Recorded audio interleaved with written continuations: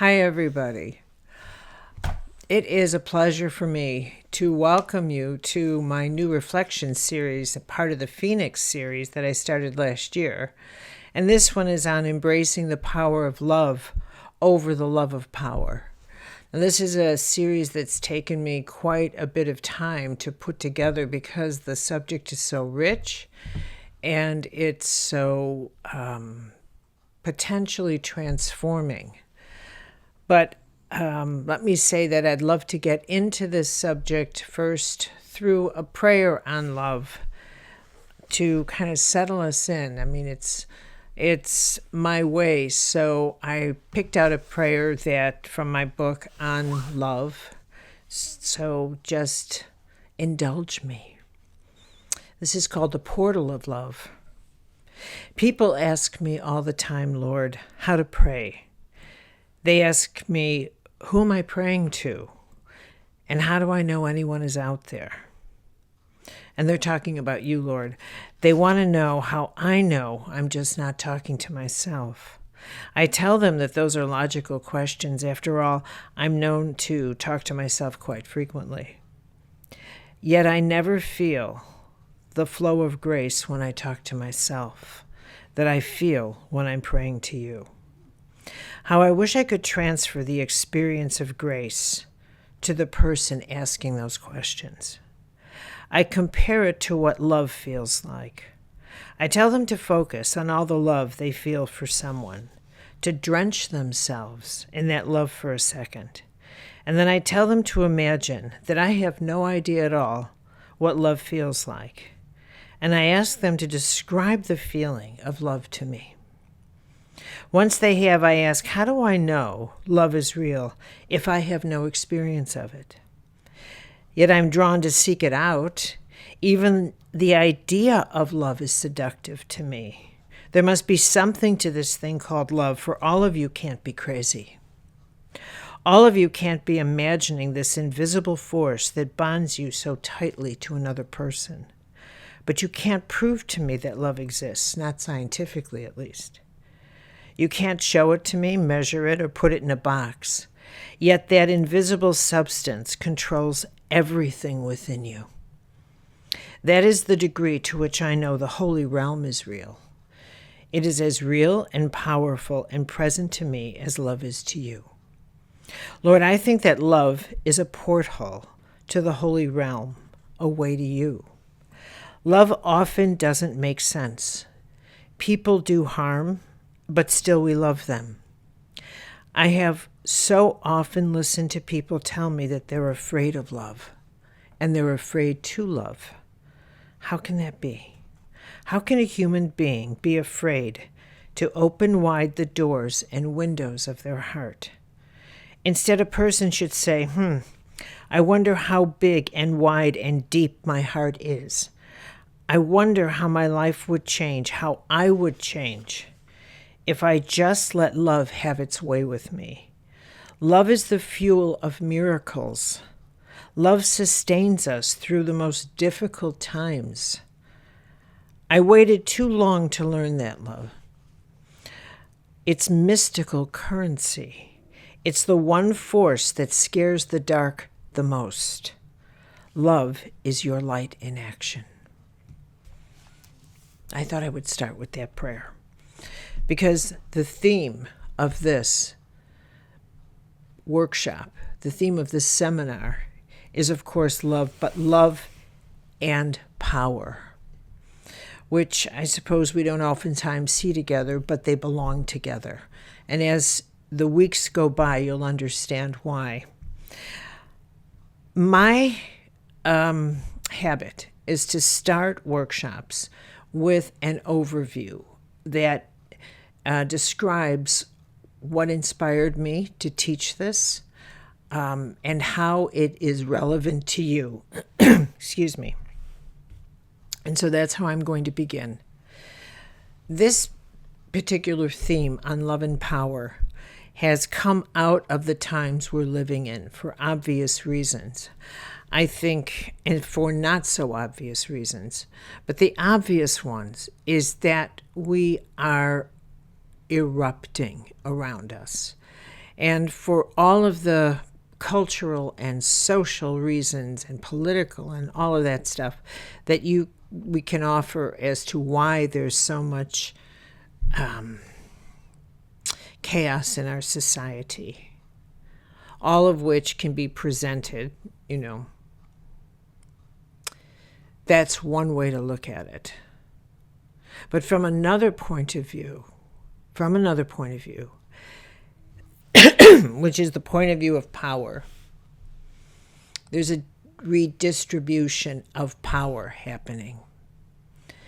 And that's a point of view that I am going to be looking at and explaining to you, which is how you relate to power.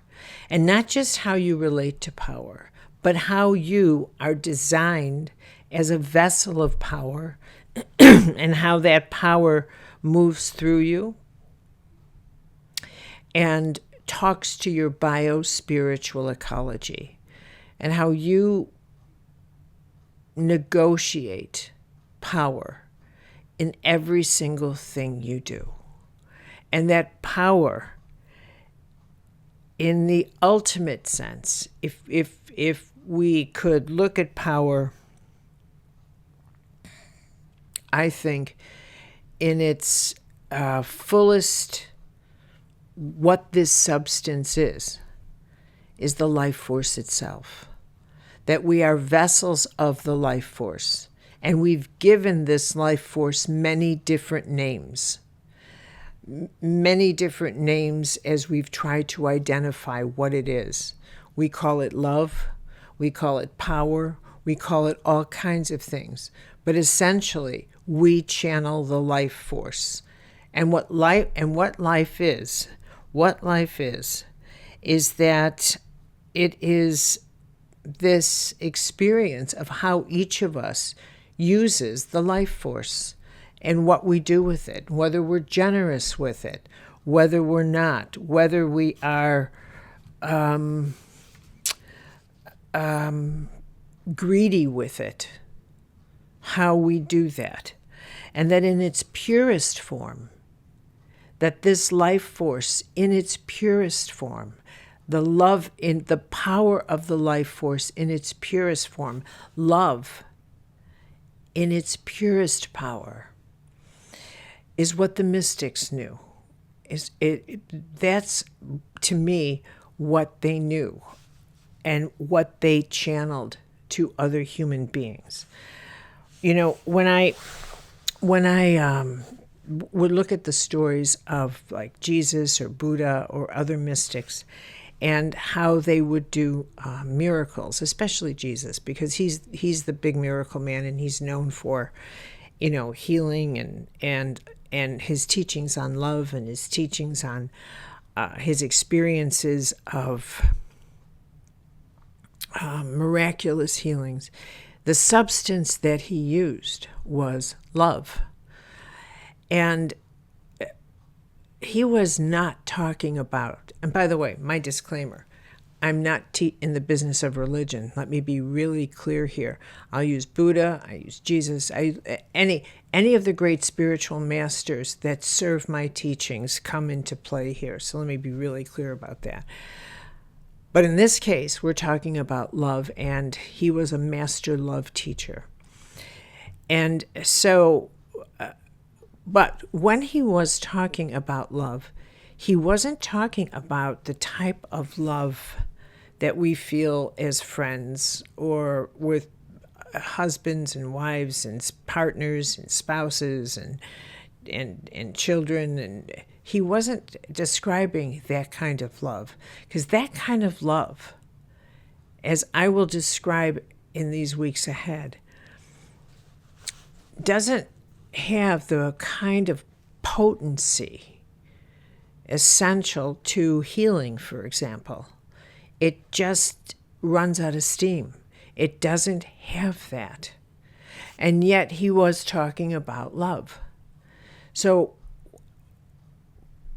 as you know, in the studies of all these great mystics, whether you're looking at mystics within the Buddhist tradition or the Hindu tradition or whatever, or the Native American traditions in which their shamans underwent or undergo incredible initiations, or whether you look at the stories, the initiation of the wounded healer that emerges a proficiently blessed, ordained, great healer.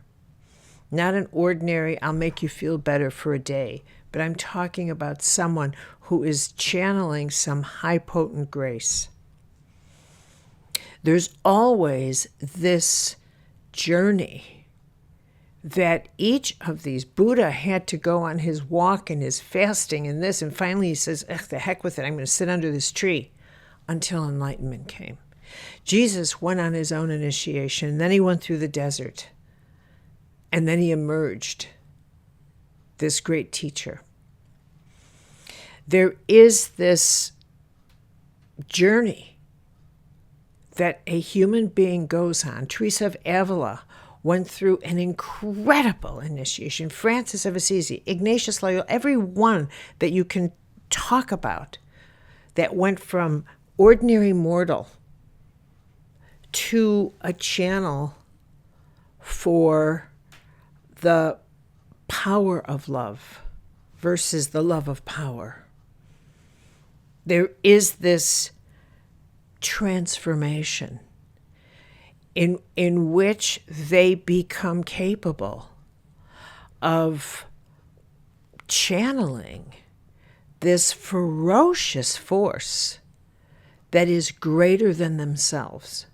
And it's that power, it is the life force itself that comes through them, and it has the force to regenerate life, to literally have a Lazarus experience, to raise someone from the dead, to heal someone of an illness in the body, to take the accumulated wounds of that person and to have a grace go through that blasts the wounds out. And it's replaced by fresh tissue.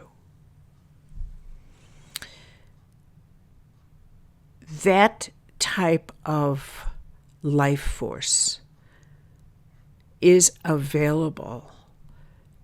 That type of love is not ordinary love. That's cosmic life force. And it has the power of transforming life, transforming us. It is pure power. And in all cases that I have just studied and drenched myself in, the commonality is that there was no restrictions for these people on where that, they didn't look and say, no, I'm sorry, I'm angry at you, forget you, but what about you? There was none of that. This life force just flowed. They became, and here's an operative word that we're going to refer to again and again, they became impersonal, not uncaring. They became cosmic. They became like the Dalai Lama. They became loving beyond personal love.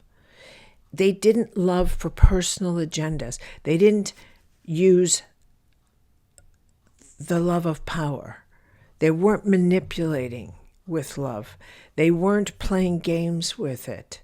They had transcended that part of themselves. That part they got under control.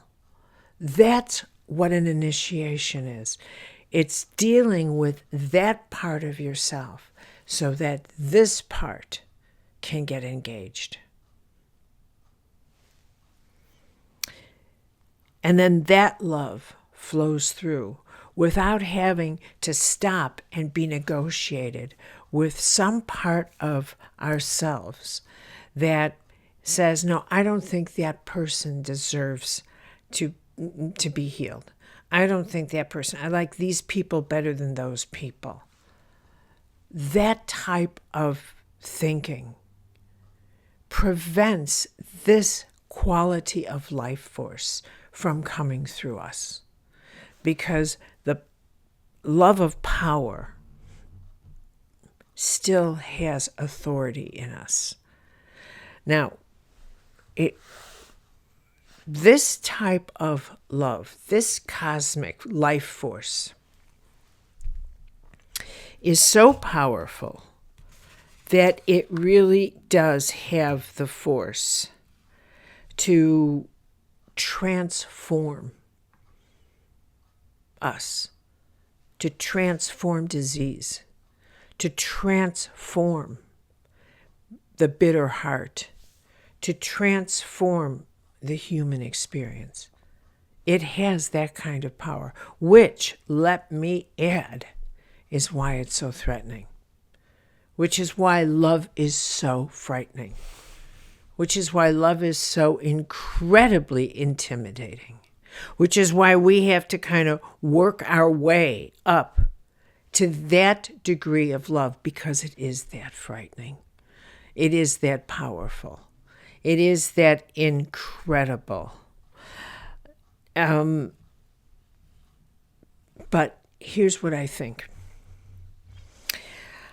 I think that we have to understand ourselves at this level now. I really do. I think that we have crossed a kind of Rubicon in that we need to understand ourselves in the language of power and in the language of love, to the extent that we recognize that these are the forces of creation itself, and that we have to start thinking in terms of co-creation, the laws, and how every single choice we make is an act of power, is a co-creative act of power. And so what kind of power are we using? And that our physical body keeps tabs of the calculations of the power choices that we make. And that's how the laws of the universe work within our bio-spiritual ecological system.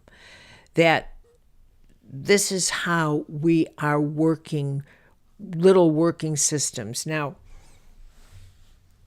it's really a very simple principle that, here's the principle: power is the fundamental ingredient of the human experience. And every single thing we do is a calculation of power. That is a fundamental principle. Absolutely everything. And love is the name we give to a degree, a type of power. And anger is a type of power. Money is a type of power. So power manifests in a million ways. And I'll describe that in a second. But everything is power. Absolutely everything. And so our whole energy system keeps tabs on the kind of power that we negotiate. Now, the only principle you want to keep your mind on here, the jewel you want to really get and put in your little jewel bag of all the jewels I'm going to teach you through this seminar, is that, okay, power's the ingredient I've got to keep, and how do I use my power? Now, here's it's like mathematics. Here's the principle. The whole universe is mathematics. Everything is math. There's math in absolutely everything. There's math in my pen, the size of it, There's math in your body, your blood pressure, your heartbeat. There's math in everything. However, learning all the math and everything, that's where the headache comes in. That's where you lose me. As soon as you get to calculus, as soon as numbers turned into letters, that's when I looked at the teacher and said, you lost me. Yeah, you lost me. Math is math. Letters are English. Letters are literature. And honest to God, that's where they lost me. But the principle that mathematics exists in everything is a universal truth. It just takes a whole lot to get to see how mathematics is in everything. So continuing with that, we just had a little glitch, is that the principle of mathematics is easy to comprehend. The details, difficult. Similarly, the principle that everything is power is very easy to comprehend. The understanding how that principle is a living governing force in everything you do, in everything you say, in every part of yourself, in every thought, and in every tiny whisper in you, and that it is within your biospiritual ecological system, that every relationship is a calculation of power. Every decision in every relationship, every choice you make, in terms even how often, even when you shop, you do a power calculation. Should I buy this? What will other people think? Can I wear this? Can I wear this sweater? Will it look okay with me? Even that, a power calculation. Absolutely everything. Absolutely everything. And down to when you are out of power, look at the way we talk these days. You know, in prior to this time in which we're living, which is a energetic, psychic era, we never spoke about what the energy was like in a room, or we never spoke about how someone just sucks the power out of us. We never used that language. We never went to a therapist to work out a problem because we felt that someone took our power. We never, ever did that. That would never have occurred to us. And now we do that because it's as common as rainwater. Now we do that because we're getting that we are systems of power, that relationships have to do with power, but we don't yet get how intimate this is. And that this system of power that we are is actually in our cell tissue, is actually in our emotional nature. And it runs deeper than that. It is what we are. And that even our wiring, our intuitive wiring, all the way down to how our health relates to it and how our intuitive nature is wired into us, is intimately connected to our relationship to power and how we relate to it and how we sense it. And here's where I'm going with this. And that all of our relationships are calculations in power, every single one of them. And at the lower level, which I'll describe to you in a minute, the lower level instincts are all about survival. They're driven by survival, as I'll describe. Your lower level intuitive instincts, they're all driven by survival. So the love of power has more authority over pure love itself. The power of love is a higher frequency. And that's your higher intuitive instincts. And they resonate more with your more refined self. And so I'm going to hit a pause button here. and we're going to take a detour. And I've got to give you just a slight background on why I think this is so important and where this comes from and why I have to emphasize this.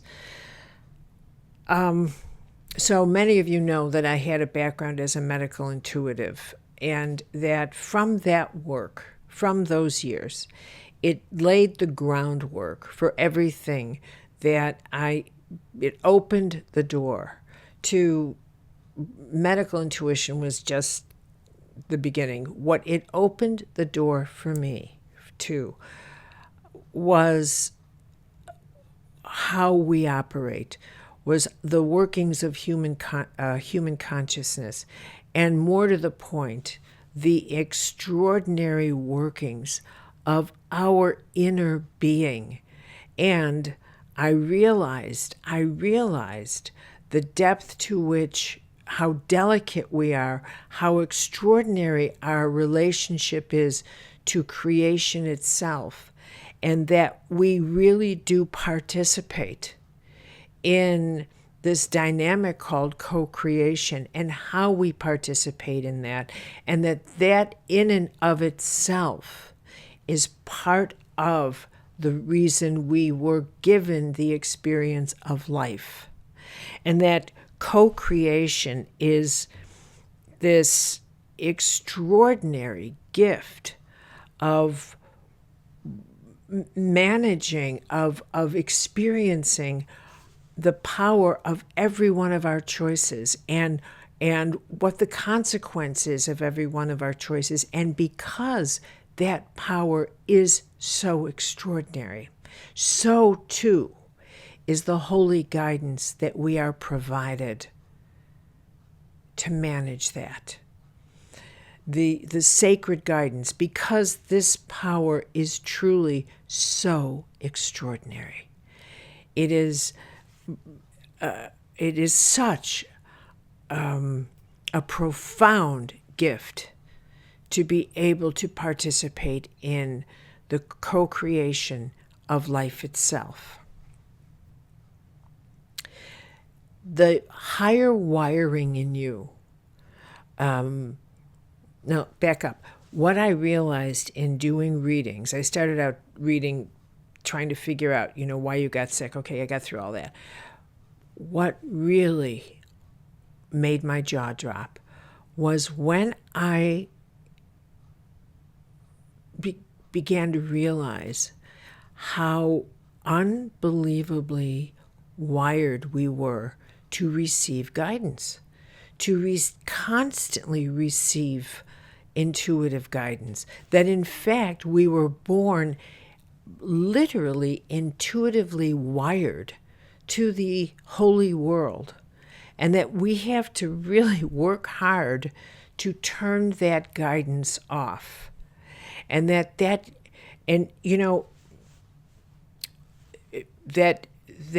guidance is all about helping us to maintain our balance, to helping us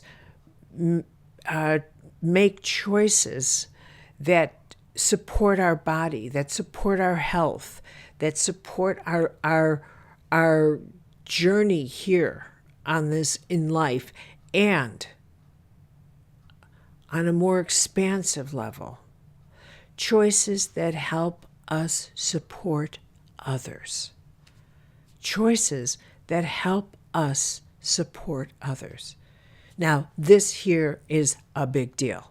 So whereas the first level of choice, that first level of survival, which draws us into the physical world, this is where we experience the love of power. And this is where our instincts go into the physical world. And so do our relationships. And this is where our sense of love and our first experience with love is very dense and very physical, and very much into, I love this house, and I love this place, and I love this person. I love what I can touch. I love what I can have. And I love forms, and I love this. And love, we also learn at this level how to manipulate with this power, how to manipulate with it, that I can turn it on and off. I can punish someone with it. I can hurt somebody with it. I can use this power. This power is very useful, very useful. So at this level, we are learning the power of love and at the level of power itself, in the sense of how to use it for survival, because it's at that level. And at this level, it is a power that can keep us very insecure, because we can sense how incredibly powerful love is, that we may not want to be on the receiving end of abandonment. We may not want to really open our hearts, the upper deck. Maybe we do. Maybe we are confused about this power, that if we do open our hearts, we have to possess what we opened our heart to. We have to keep it in our heart and contain our love object, so that love in this sense, our experience of it, is very possessive. All of this we'll go into much deeper, but you see, my first experience, our first experience with it is that love is very physical, and so it's associated with survival. This is not the type of love that the mystics were talking about. And by no means am I saying, oh, well, let me just jump into mystical love. No.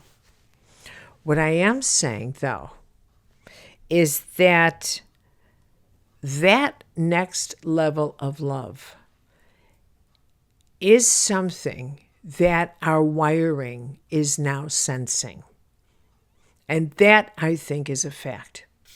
I think we are sensing that there is a greater vibration that is beginning to motivate us. There is a higher vibration, not in the classic mystical sense, but the reason I say this is because we are being drawn to paths of service that require a quality of love that ordinary love is just not serving.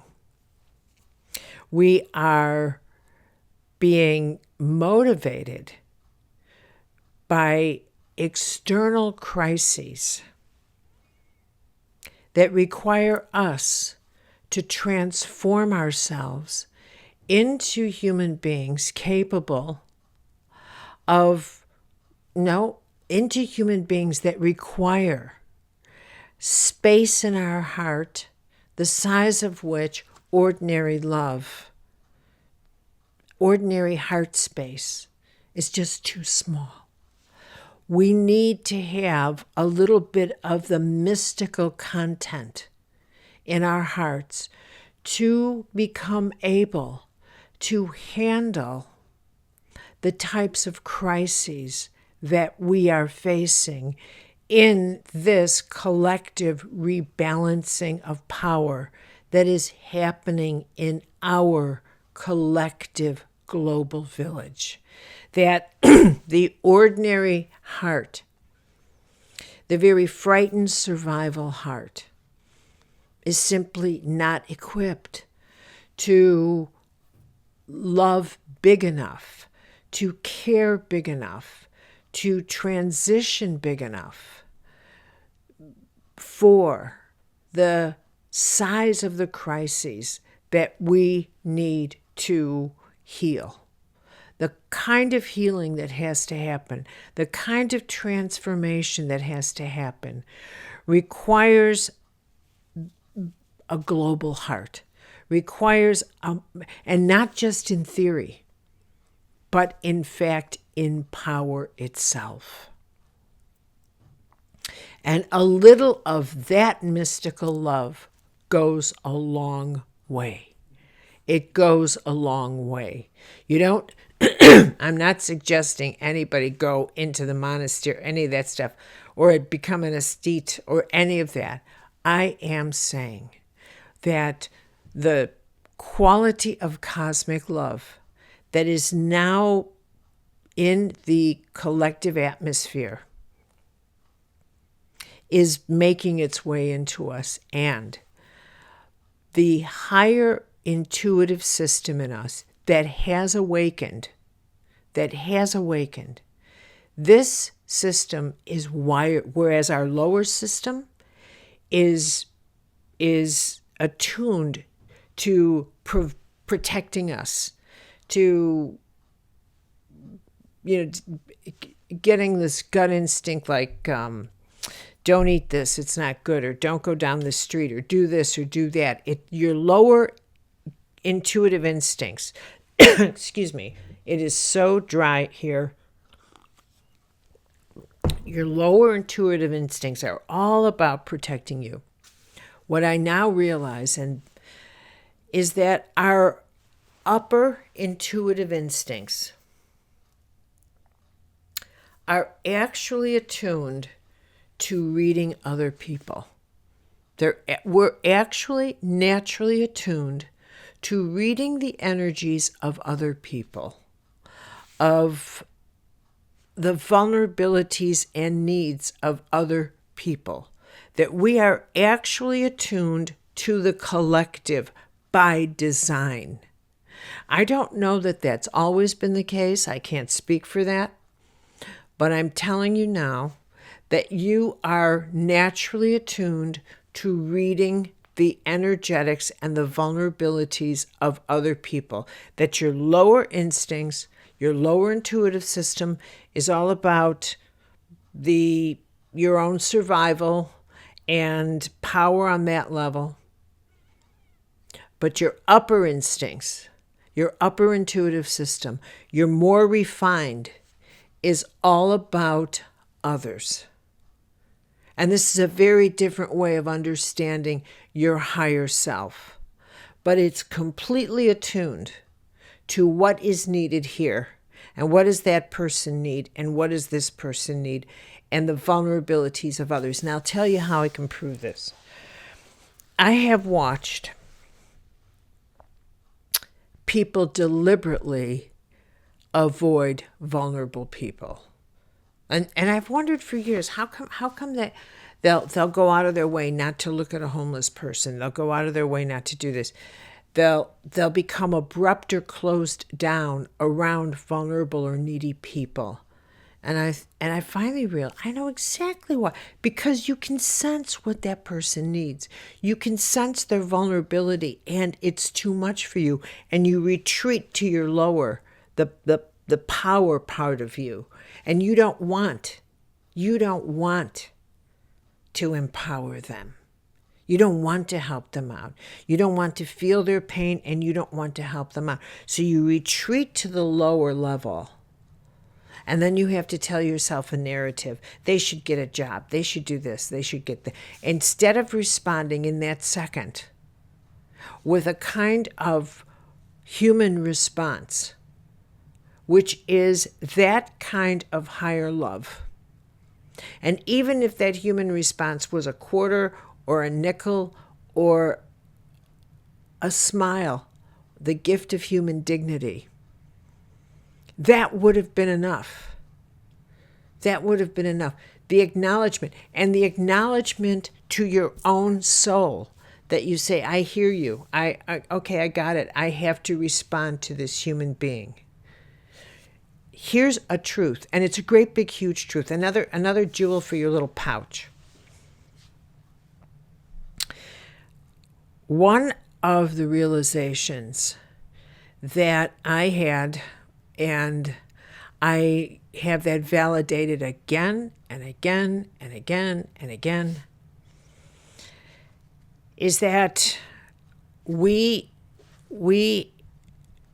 absolutely have no way yet of realizing, appreciating, measuring, sensing, whatever word, how much power, how much of an effect our thoughts have, our words have, our feelings have upon another person. And perhaps the only way we have any appreciation of it is when we're the target of something negative. And then we can sit back and say, oh my God, this person looked at me and went, and I'm crushed. And then we feel the impact. Then we know what it's like to feel the blunt end. So we to be told that the impact of a kind word, the impact of a kind thought, is a profound act of mystical love, that you have no idea what the consequences of it are for that person. You have no idea. And it's not up to you to sit back. You have no idea what the wind of that grace, the breeze of grace, does for another person in their life. All you need to know, all you need to be conscious of in that moment is that your intuitive system has said, given you instruction, help that person, smile at that person, be kind to that person, do something for that person. And that in that moment, it's a flow of mystical grace greater than you know has gone into that person. You know, I did this book on invisible acts of power, and it changed my life. It changed my life. As all of you have changed my life. My life, I owe all of you my life and my work, and the gratitude I have for you in my life. I can't even talk about it because I won't hold myself together, but I've learned everything that I hold of value from all of you in the readings I've done and all of this. And in that chapter of my life is where I really, truly learned to appreciate what I am teaching you now, which is that every act has more power than I could ever have imagined. And it was back then, 15 years ago, when I did Invisible Acts of Power, that I realized, wait a minute here, we are so wired to care for each other. I don't think I understand the intuitive system at all. I think it's all about our capacity to become strong enough to intuit what other people need and to respond to that, and to become strong enough to make choices that empower others, that do for others.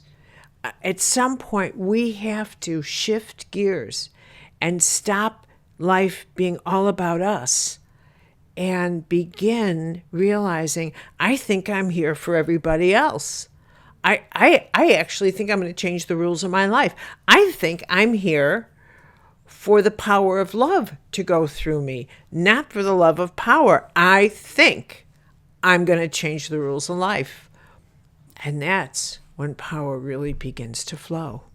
That's when the game begins anew. That's when the whole role of the power of the world you cannot see starts to reveal itself. as if to say, well, hello there. And an alliedship forms with forces you wanted to believe in, but you just didn't know really did exist. That's what I want to go into in this series. I deeply believe we're living at a time where it's time to choose the power of love over the love of power. That each of us has to just make that choice. I think maybe my life should be about empowering others in some way, or responding to that, or starting to read my intuitive signals more clearly, so that I am not afraid to empower other people. The stories I can tell you about how many people have gotten intuitive hits about help this person out, and they couldn't do it. They couldn't do it because for fear of, that person might get ahead, or it might make that person feel better, and I don't want that person to feel better than me. I can't even tell you how many. I asked this one woman who was a billionaire for money for education. For $150,000, she made $150,000 in interest while we ordered coffee. And I said, I need $150,000 for students. I wasn't asking for myself. I never ask anything for myself. And when it comes to education, I'm direct, I'm blunt, I need the money. These kids need education. And she was a billionaire. And I don't care. And she said, and then she told me she never gave to anything, never gave to a charity in her life. Well, you could have knocked me over. I'm not kidding. I'm still in shock. And I just looked at her and I said, I hope you're kidding. Tell me you're kidding. Please tell me you're kidding. Please tell me that you are kidding. She wasn't. Neither was I. I got up and left. Now, there is so much that is worth knowing about this. So much. Look, you are a system of power. You need so much power to stay healthy and balanced. I'm going to tell you how you operate. When you are not, your entire intuitive system is constantly talking to you, constantly guiding you in terms of making the choices to keep you in a state of balance. Those choices include how you care for others, how you treat others, whether you empower others.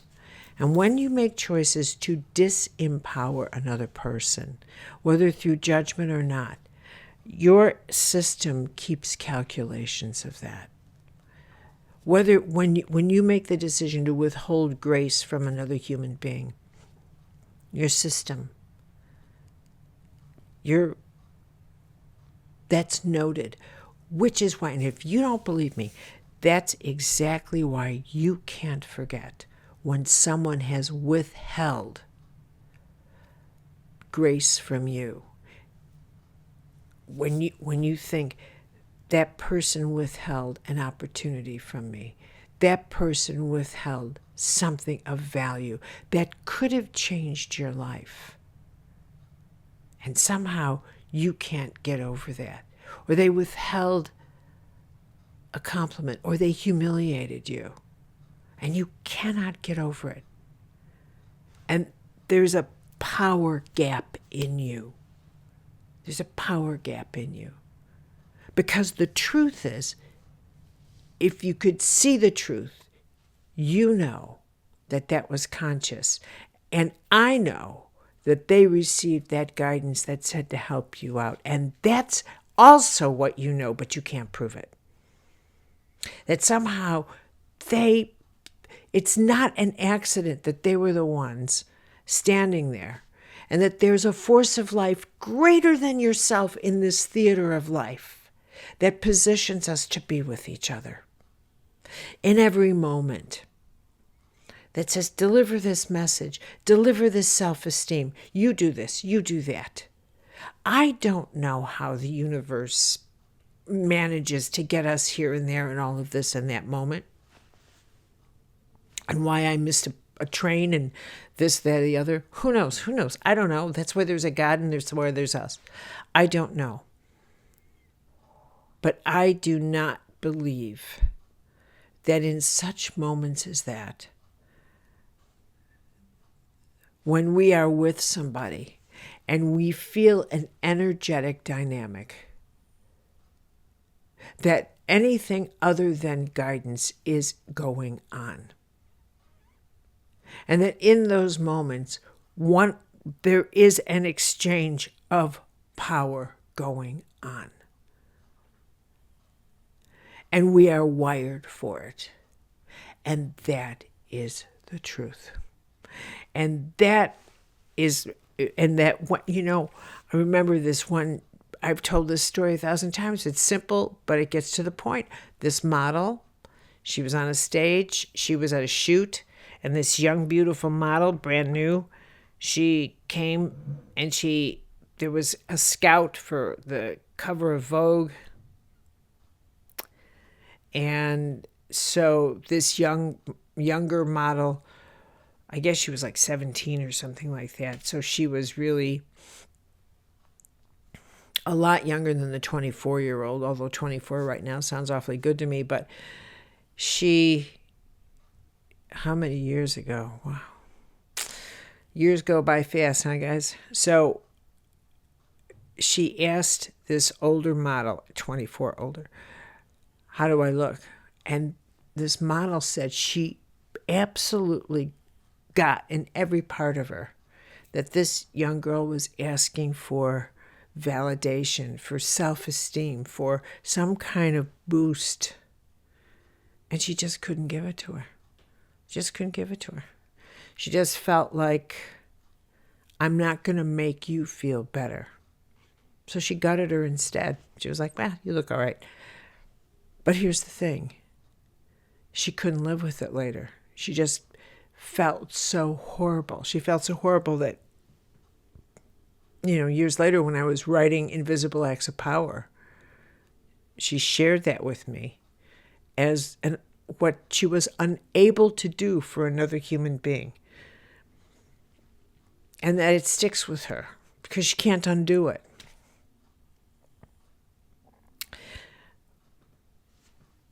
Buddha says all of these settings in life are illusions. They're settings, they're theaters in which we are acting how we use our power. It's very hard to get that when we're standing in the middle of a theater, that it's an illusion in how we use our power. It's very challenging. It's very difficult. But that's what you try to figure out when you get to therapy, because you blew it. Because you blew it there, you blew it here, and you lost your power. But what you do know is that you're trying to get your power back. It's all about power. Because power is the fundamental ingredient in the human experience. And power is exactly what runs your body. And you can feel when you've gutted yourself, and you can feel where? In your solar plexus, in your lower back. Because you are a bio-spiritual, holy, ecological system. And that's how you have to understand yourself.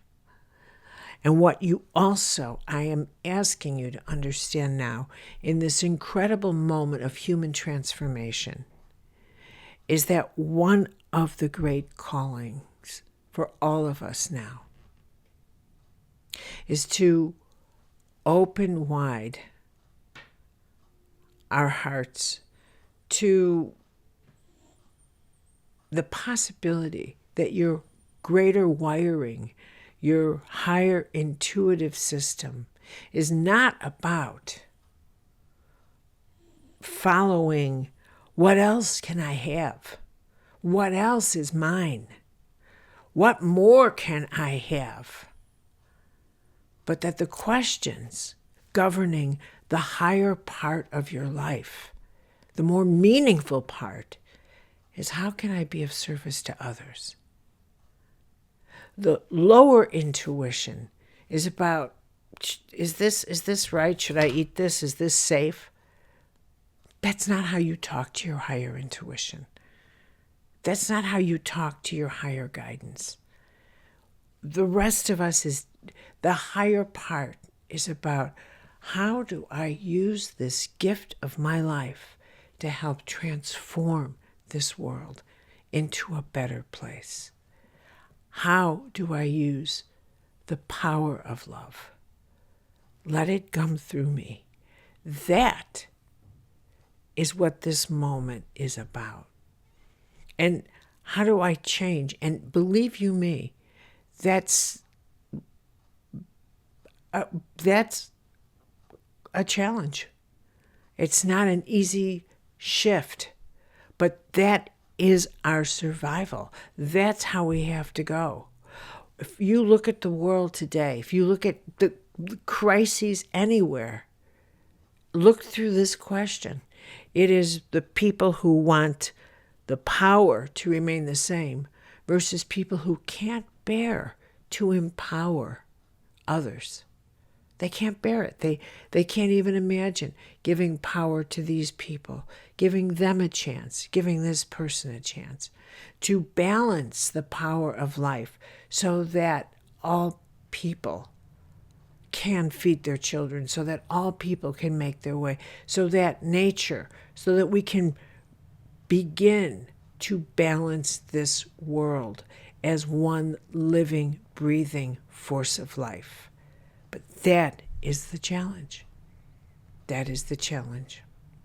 So that is what we will look and explore as we go through this seminar, is how do we make that transition? How do we move from the love of power? How do I even examine that in my own life? To letting in the power of love, to letting that in. So, well, we began with this one, and I hope you'll join me for the rest. I hope you will. Thank you so much.